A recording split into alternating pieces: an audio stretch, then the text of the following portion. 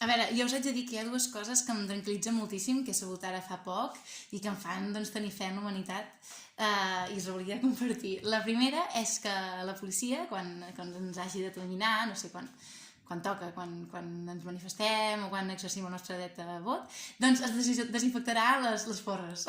Sí, està molt bé, perquè saps allò que et van atonyinar i el primer que penses és ui, estarà desinfectat això? Doncs sí, vale? Està molt bé, perquè no és el mateix tenir un blau i una costella trencada que tenir un blau i una costella trencada infectada, vale? Vull dir que, ostres, estic contenta per això, moltes gràcies. La segona cosa és que el rei finalment ha posat seny i ha vist que amb tots els diners que li paguem i tot, doncs ha de fer alguna donació o alguna cosa. I passa que no sé què dona.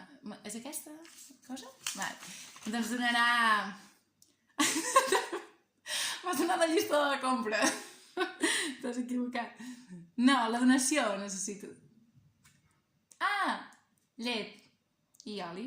Bueno, el rei dona llet i oli perquè la llet és sana pels més vulnerables, que no pots pagar la llum i tal, doncs un got de llet a les fosques.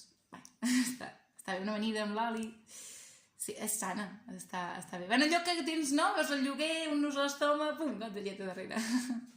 Està molt bé. Bé, aquesta gent que no dona mai coses, podria anar una mica perduts, potser s'ha equivocat, però bueno, està bé llet. Sí.